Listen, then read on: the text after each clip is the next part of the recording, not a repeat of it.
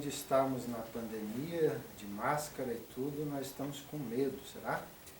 Nem boa noite sai direito, não boa noite assim bem, sabe? Boa noite, gente. Boa noite. Isso.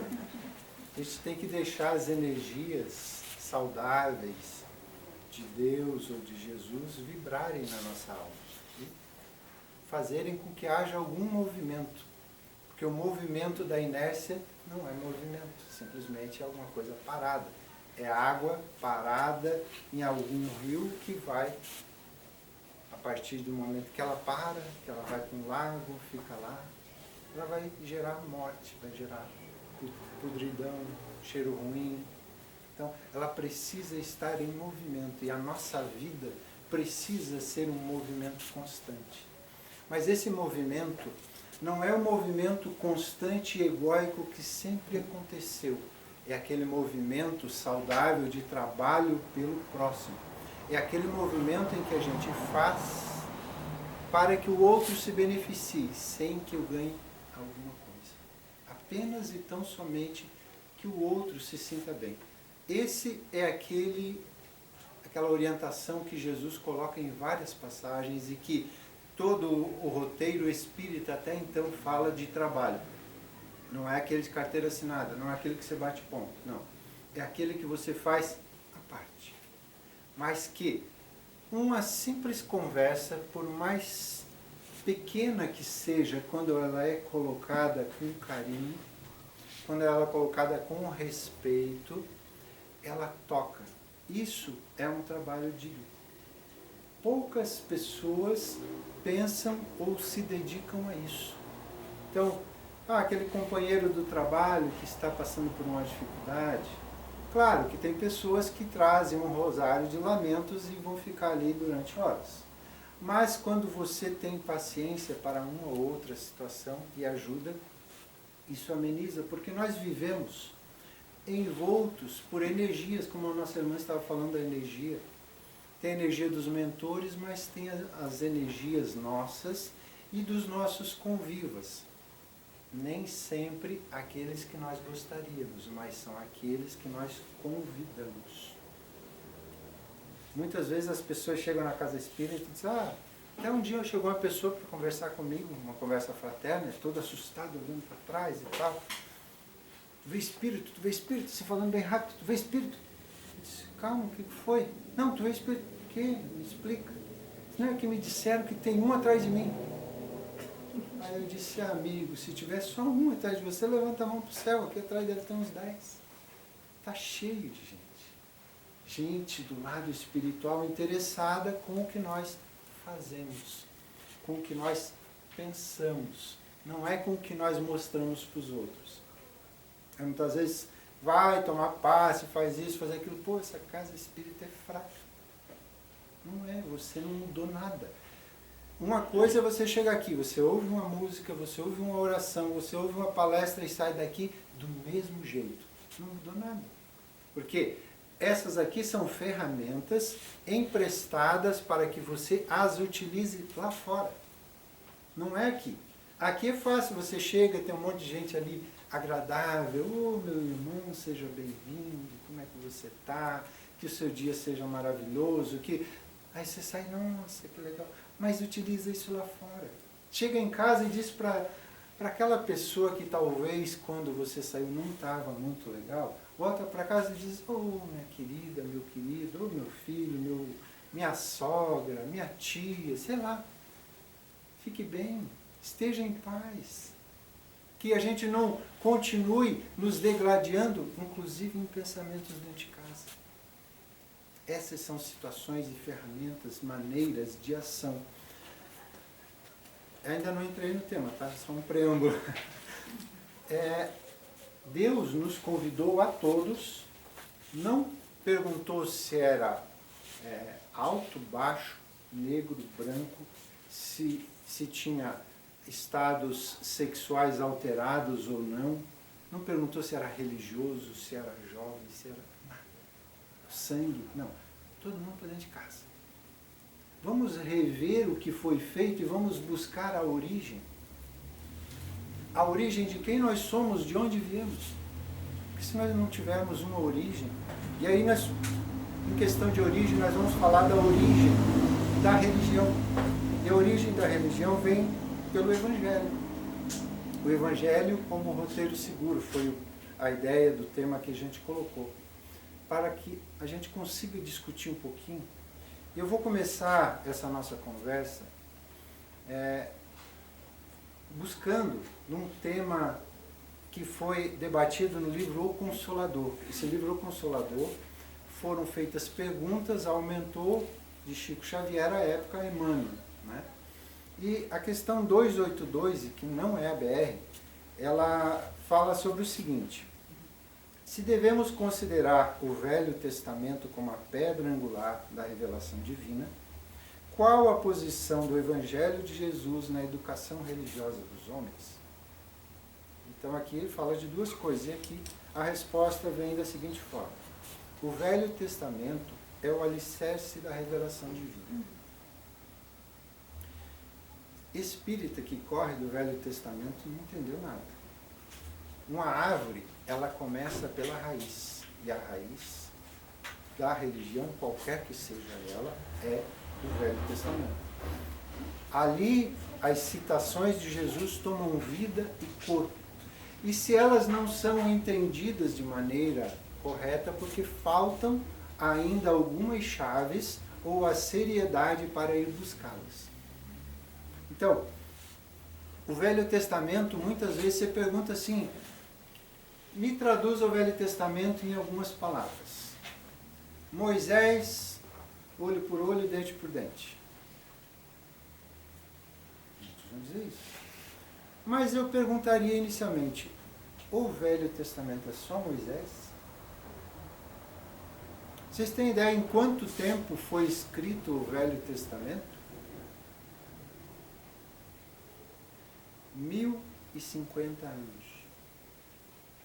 Ou seja, do primeiro lançamento do primeiro livro ao último, 1050 anos. Ou seja, sucederam gerações, uns não conheceram os outros, e foram juntados materiais de 1050 anos da história da humanidade colocados num livro. Um livro roteiro da vida para todos. Então, o Velho Testamento eu poderia colocar aqui, Isaías, Malaquias, Josué, Elias. Eu poderia colocar ainda um daqueles que nós ouvimos falar de alguns seres que vieram com algum tipo de missão, uma missão um pouquinho mais importante do que a maioria. Eles foram chamados por Chico, ou orientados como tal, que eram ministros diretos do Cristo. Ministros diretos do Cristo, que vieram e encarnaram entre nós. Um deles, ali no Velho Testamento, participou de boa parte da história de Paulo, indiretamente sendo avô de Gamaliel, e Gamaliel foi o orientador de Paulo de Tarso. Então, Hilel, pessoa, quem é Hilel? Não sei, um ministro do Cristo. Quem é Sócrates? Outro ministro do Cristo. Zoroastro, Buda. Esses vieram direto de lá para orientar as massas e trazer informações. Só que, infelizmente, nós humanos, quando aqui aportamos, muitas vezes nos envaidecemos, e no envaidecimento nós acabamos colocando os pés pelas mãos. Haja vista o caso de Elias, que depois, como João Batista, foi dito nas palavras de Jesus, e Jesus não gastava palavras em vão: dos nascidos de mulher, ninguém fora maior do que João Batista. Elias, João Batista. Mas João Batista, enquanto Elias na encarnação anterior, ao conseguir provar que o Deus único era mais poderoso do que os deuses Baals, ele mandou matar cerca de 400 que estavam tentando acender uma fogueira, e ele conseguiu acender a fogueira. E aí todos morreram. Precisava fazer isso? Precisava. Sabe? Então você não precisa trucidar o outro para mostrar a tua forma. Mas aquele dos nascidos de mulher, segundo Cristo, era o maior. Só que quando a gente chega aqui, às vezes a gente... Por isso ele veio em pessoa, para trazer ele mesmo o Evangelho. Não falando, sendo o Evangelho. E ele traz. Então, o Emmanuel aqui diz assim, ó, o Evangelho é o edifício da redenção das almas. Como tal, deveria ser procurada a lição de Jesus, não mais como qualquer exposição teórica, mas visando cada discípulo o aperfeiçoamento de si mesmo, desdobrando as edificações do divino ministério, do divino mestre, no terreno definitivo do Espírito. Então, há muitos equívocos de nossa parte. Mas eu me lembro de Jesus ao conversar com aqueles que lá estavam e que lá sofriam amargas dores, prantos copiosos, dificuldades grandiosas. O Cristo, ao levantar um doente daqueles, ele não reclamava, não xingava, não brigava, ele simplesmente vá e não peques mais. Ele se condoía com a miserabilidade de nós os encarnados. Então, simplesmente, ó, você caiu por esse erro, levanta e segue. Mas se tu voltar a errar de situações semelhantes, acho que irás sofrer tanto ou mais. Então, levanta e segue. Engraçado que como a gente chega no Evangelho, aqui pega um comecinho do Novo Testamento, bem no comecinho, em Lucas, capítulo 1, versículo 26. E aqui eis que surge um anjo, um espírito, alguém que não era carnal, e diz uma frase profunda: alegra-te, agraciada, o Senhor está contigo.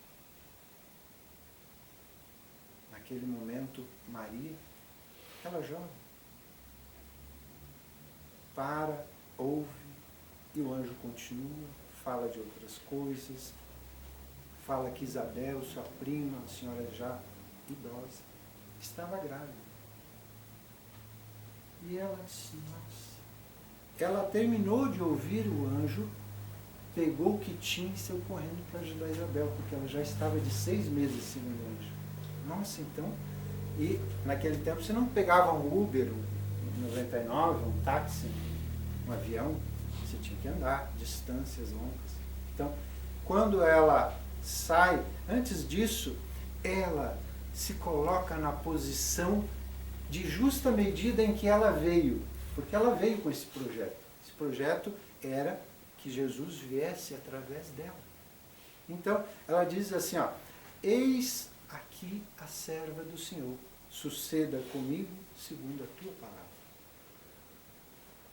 Ou seja, sou eu a pessoa que tem que fazer o que tem que ser feito? Sim. Então, vou assumindo.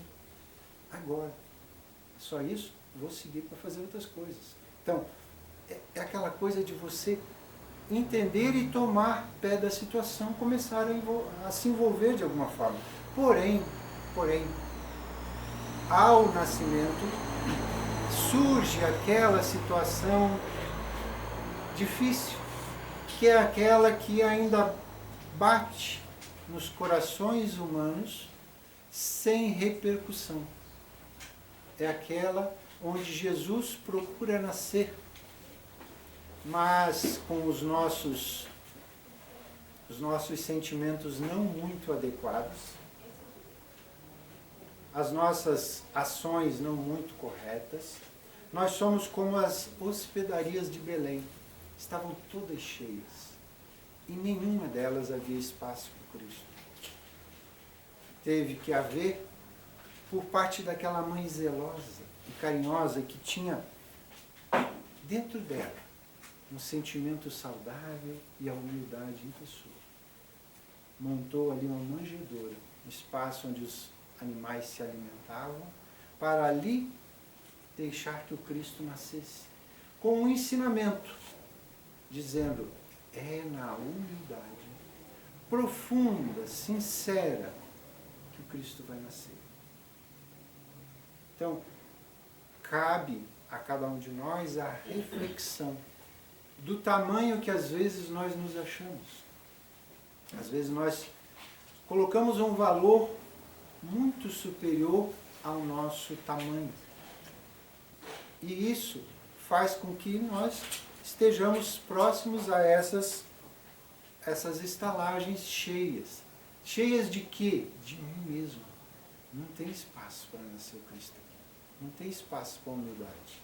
Não tem espaço para o respeito, para o carinho ao outro. Eu tenho espinhos. Eu distribuo espinhos. Interessante que a gente pula já para o momento em que o Cristo sai para o seu primeiro trabalho. Como eu falei, o trabalho na função exata, na justa medida com que ele é visto.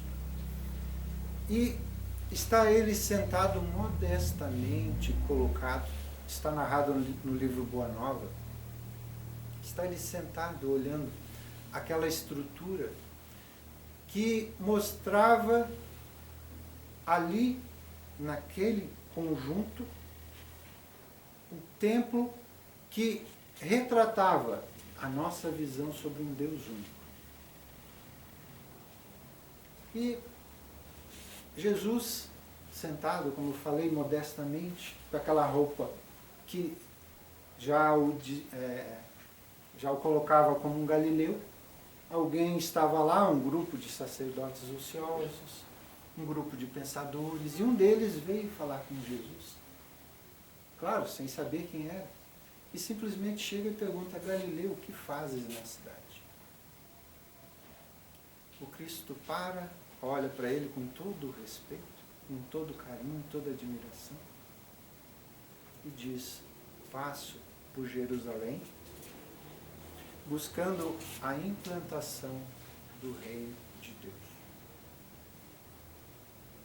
Aí o sacerdote, que era alguém já graduado, diz, mas reino de Deus nas tuas mãos?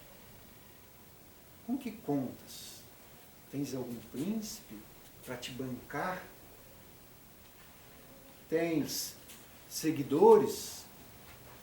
Os meus seguidores virão de todas as partes. É verdade. Há imbecis, perversos, idiotas em todos os lugares. Certamente será com esses que contará. O Cristo não entra nessas agressões verbais e simplesmente relata. E notem, quando o ser tem a envergadura moral dele, ele simplesmente chega e já fala para a primeira pessoa, no primeiro ato, o que ele veio fazer. Ele diz assim, o reino de Deus é a obra divina no coração do homem. E eu vim para que isso aconteça.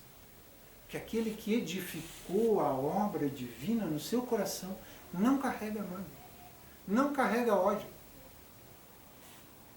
não tem medo. Posso lhes dizer que medo é um paralisante danado. Com medo, você não vem fazer uma palestra aqui, você nem pega o livro, nem lê, porque se você lê e souber, você vai se cobrar e dizer, não, então, enquanto eu não ler, eu não preciso ir lá falar. Mas você não precisa de palavras bonitas, você precisa falar. Mas é claro, você não pode falar qualquer coisa, tem que pesquisar alguma coisa. Tem que se envolver, tem que se deixar envolver por Jesus, pelos amigos espirituais. Nós somos tão amados por Deus, que cada um de nós foi escolhido exatamente para viver e morar no lugar certo, ter a família certa. Você não é o segundo ou terceiro filho por acaso. Você é o que é, aonde tem que estar. a partir dali, cada um de nós é livre para fazer o que quiser. Mas a ação, não há erros do lado espiritual para cá.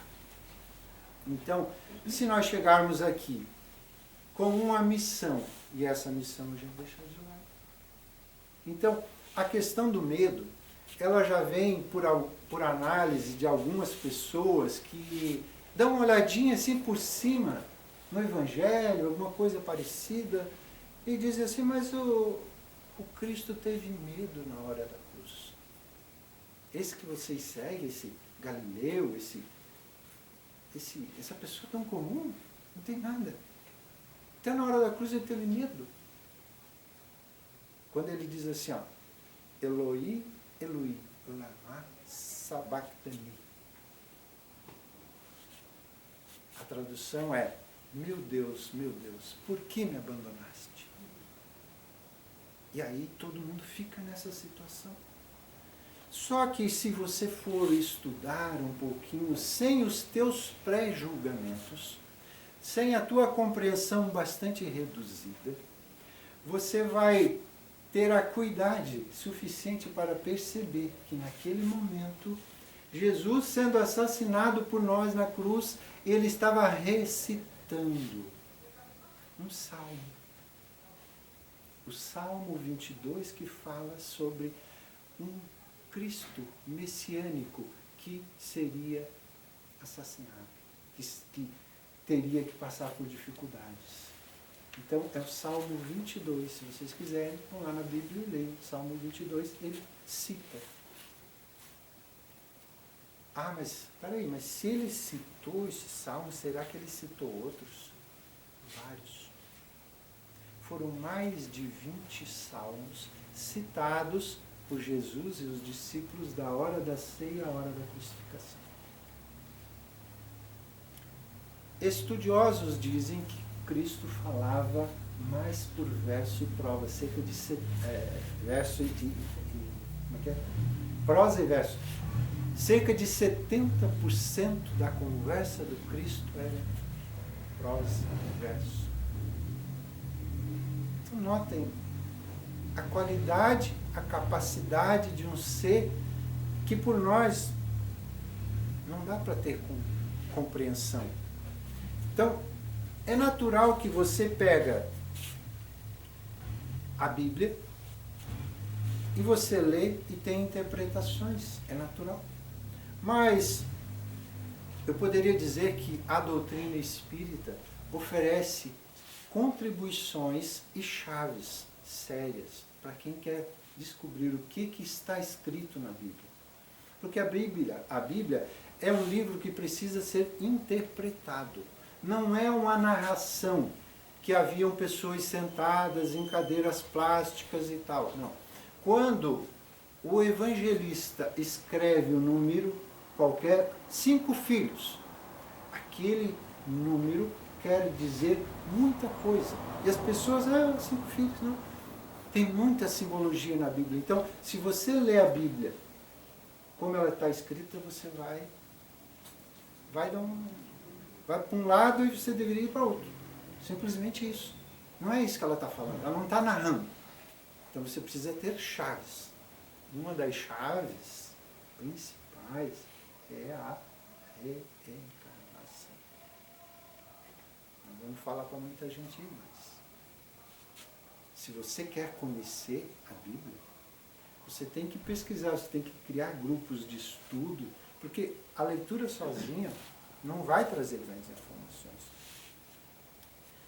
Tem uma coisa interessante que muitos credos colocam, isso não está dentro da doutrina espírita, esse tipo de situação, porque ela é muito clara e muito lúcida, dizendo, não há salvação mecânica.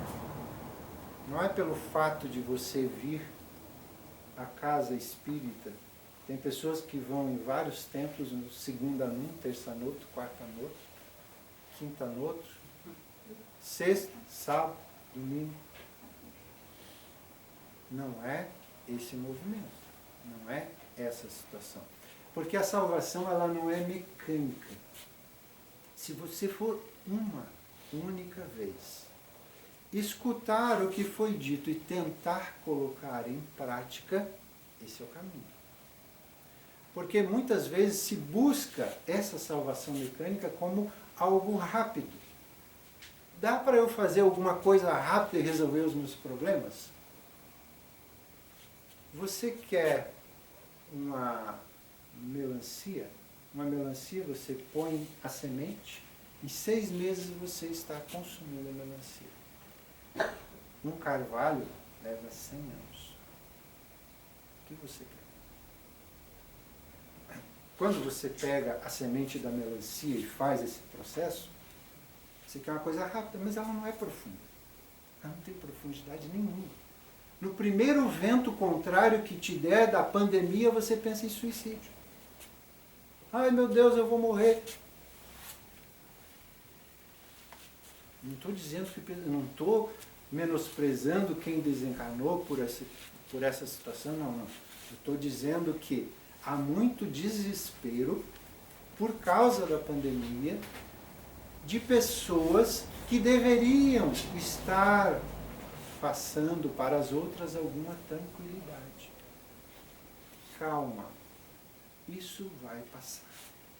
Se você desencarnar, se eu desencarnar por alguma questão relacionada à pandemia, ou a um acidente, ou a qualquer coisa, você não vai deixar de desaparecer, de ser você. Você não vai sumir, não vai ser deletado, apagado do mapa. Não, você é você. Uma vez criado, não vai. Há seres no lado espiritual desesperados, porque suicidaram com a ideia de extermínio. Ledo, engano. Estão lá vivos e doentes, muito doentes. Multiplicaram os erros, os problemas, as dificuldades por números de potências elevadas, eu não sei quais. Se estás pensando, já que o assunto veio à tona, nem estava pensando em falar nisso, mas se estás pensando nisso, reflita. Mais vale estar passando aqui por dificuldades do que sair dela por temor. Às vezes a gente pensa assim, ai meu Deus, está tudo tão difícil, não estou vendo saída. Confias em Deus? Porque se tu confiares em Deus, não esse Deus que muitos leem a Bíblia, como eu falei ali, interpretam de uma maneira meio equivocada, que é um velhinho cioso, ciumento, vingativo, punitivo, que fica bravo. Se o Cristo não ficou, Deus ficaria.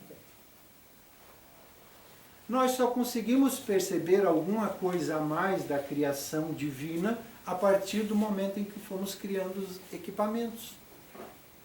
Aí criamos o microscópio e conseguimos ver o coronavírus. Criamos o telescópio e conseguimos ver algumas partes da imensidade.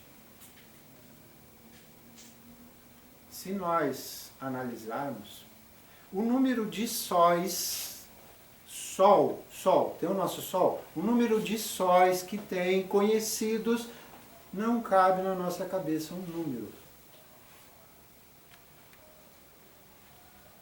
Só na nossa Via Láctea tem cerca de 200 bilhões de sóis. São não sei quantas galáxias, tá? Mas a nossa vizinha Andrômeda tem 1 milhão de sóis. 1 trilhão de sóis, desculpa. 1 trilhão, 5 vezes mais. Cabe esse número na sua cabeça? Estamos falando de 2 galáxias. E se forem 1 trilhão de galáxias? Eu estou falando de Sol. Não estou falando de planeta. Aí eu pergunto, quem criou as imensidades e quem criou os infinitamente pequenos? Foi o mesmo. Esse que nós desconhecemos. E esse que Paulo de Tarso, lá mais velhinho, numa compreensão e numa entrega profunda, chega a dizer: o amor de Deus nos constrange.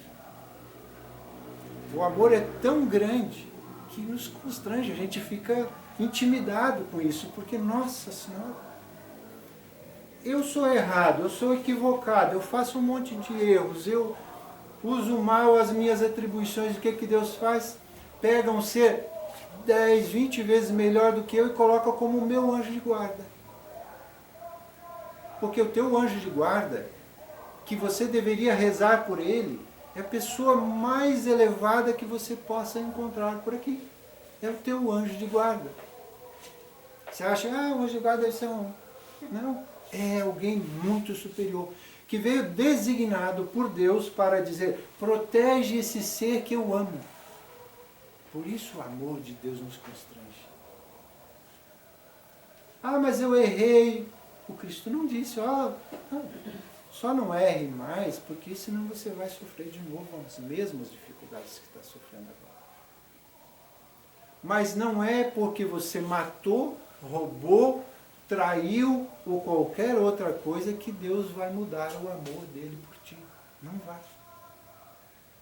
O amor de Deus por nós é inalterável. Não muda. Ele simplesmente ama. Ele diz assim: filho, a porta é ali, mas se tu quiser seguir por ali, tudo bem. A liberdade é sua.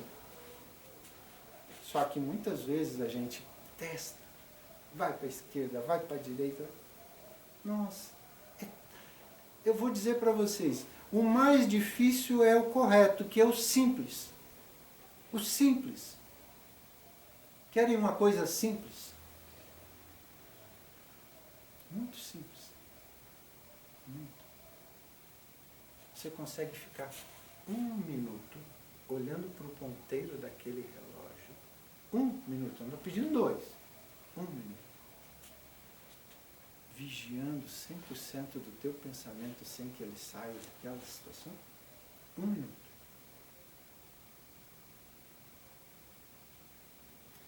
Nós possuímos, por amor de Deus,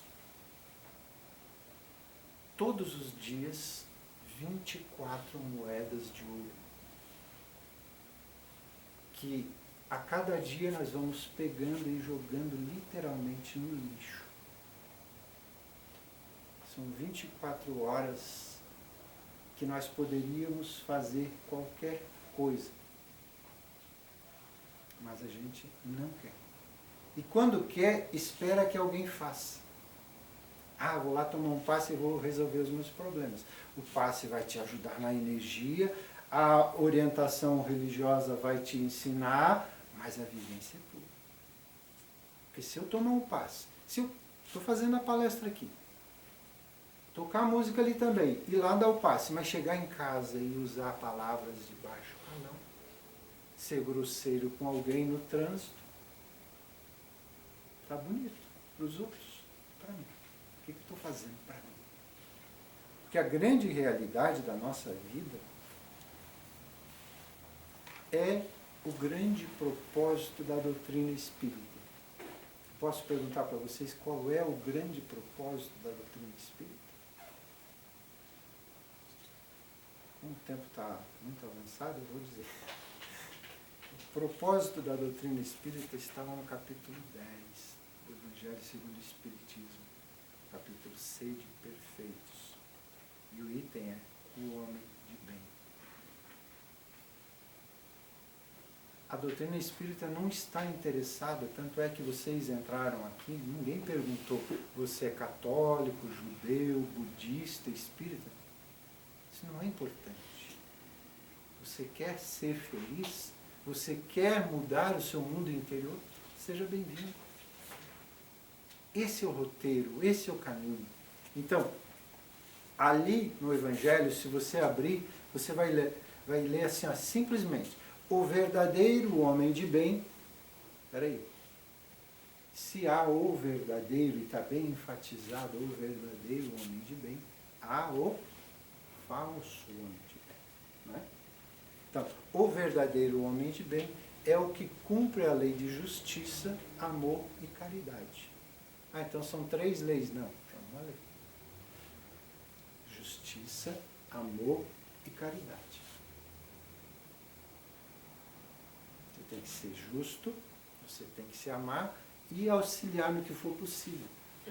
Não foi isso que Cristo fez? Em todos os seus momentos? E ali ele coloca, se interroga a consciência, começa a pensar, o que eu fiz do meu dia, das minhas 24 moedas? Quantas eu joguei na lata do lixo? Será que alguma delas eu guardei para utilizar de uma forma justa? Será que eu li uma página de um livro ou fiquei na TV brigando? Tem gente que fica no final de semana brigando com os programas que estão na TV. Desliga a TV, vai brincar com os filhos, vai fazer uma leitura, vai fazer um exercício. Não, é um absurdo, porque não troca esse... Então troca o canal. Não brigue com a TV, não brigue com o que é. Eu posso brigar, mas eu não gosto de frio, tudo bem. Mas está frio. Não há, não quero que chova. Também não há. Vai para o deserto do Saara. Talvez lá vai ter chuva de areia e vai ter sol. Vai ter um sol para cada um. Então aqui, deposita fé em Deus. Então, o homem de bem deposita fé em Deus. Ou seja, você faz um movimento, mas você põe boa parte do teu movimento, Senhor, eu estou fazendo a minha parte. Agora, se tiver alguma outra coisa, o Senhor me ajuda? Então, você se identifica com Deus a partir do teu anjo de guarda. Porque Ele está ali. Ele não vai te abandonar durante a encarnação toda. E Ele, por ser muito maior do que você, Ele simplesmente quer uma coisa. E esse é o objetivo dele. Que você seja melhor. Porque Deus o colocou ali e disse, a tua missão é que ele seja melhor. Que ele se transforme em um homem de bem. Seu primeiro impulso é o de pensar nos outros. Aqui mais um item. Não tem distinção de raça, de crença. O que importa? Nem o coronavírus dá bola para raça, cor, credo, idade. Vai passando. Todos somos humanos. E não há aquele que não tem o que dar e nem aquele que não tenha possibilidade para receber alguma coisa. Todos nós, lá dentro, em algum momento, podemos precisar sim de algo. Nós temos o nosso amigo que se acha a última bolacha do pacote do universo, que é o Trump. Tem todo o dinheiro do mundo, tem todo o poder do mundo, mas uma ervilha no lugar certo, ele simplesmente em 3 minutos deixa a encarnação. Nenhum de nós é maior do que acha que é. Nós somos pequeninos e quando nós descobrirmos o nosso tamanho, não é para a gente ficar com vergonha do tamanho que a gente está. Não. É para, eu compreendi, agora eu vou seguir o meu caminho. A partir disso ali, eu já sei, eu sou desse tamanho, agora eu vou andar. Agora eu vou buscar. Agora eu já sei que eu posso. Mais fundo eu não consigo chegar, eu já estou no fundo mesmo. Então daqui para frente eu vou andar. E aqui ele ainda diz mais uma. A exemplo de Jesus, perdoa. Ah, como é difícil. Como é difícil a palavra perdão. Não o perdão da palavra, o perdão da ação. O perdão de você colocar dentro de você alguma coisa assim do tipo, realmente comigo você não... Então, meu celular está pesquisando sozinho.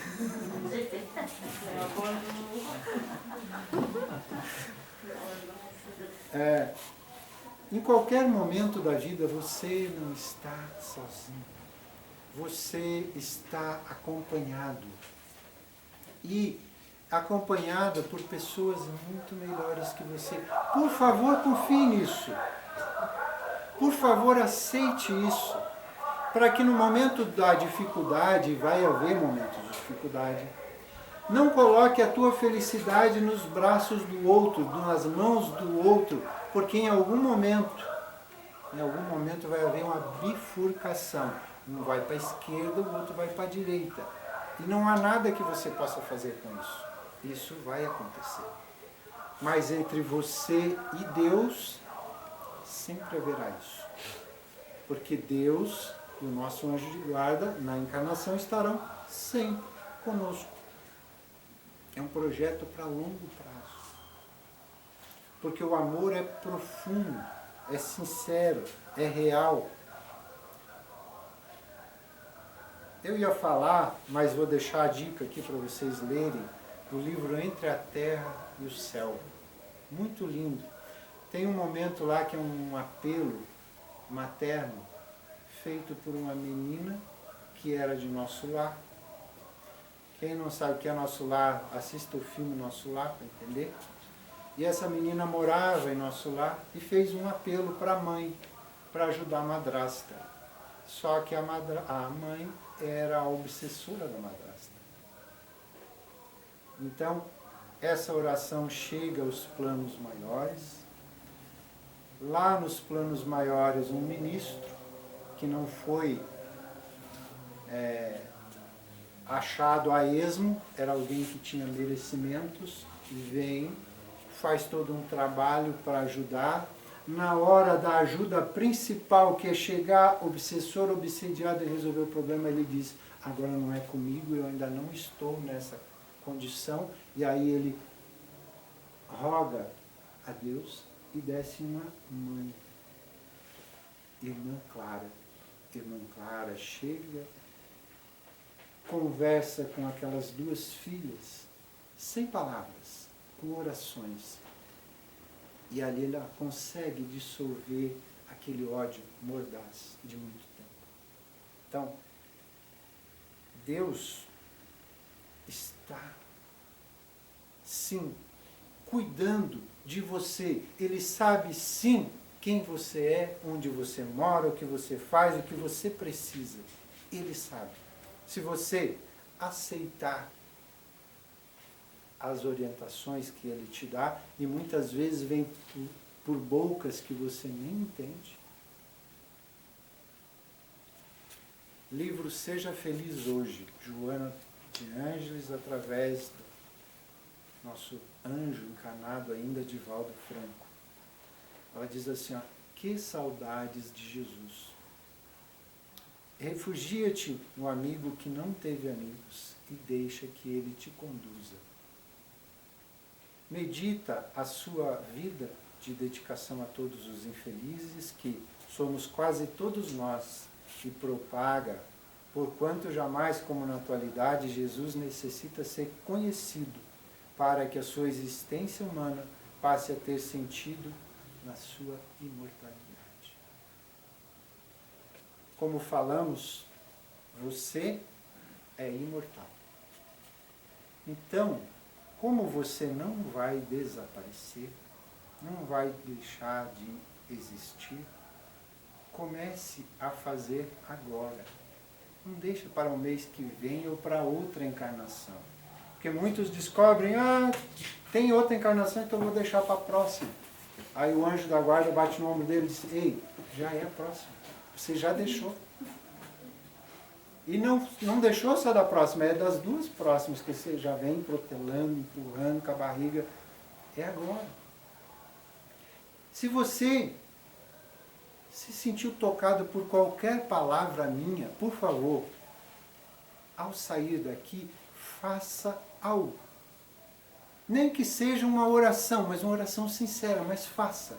Não saia daqui do mesmo jeito que você entrou, esperando que aqui há milagres. O milagre vem do teu coração. Você tem poderes inimagináveis, que se você deixar vir à tona, você vai curar leprosos, curar cegos.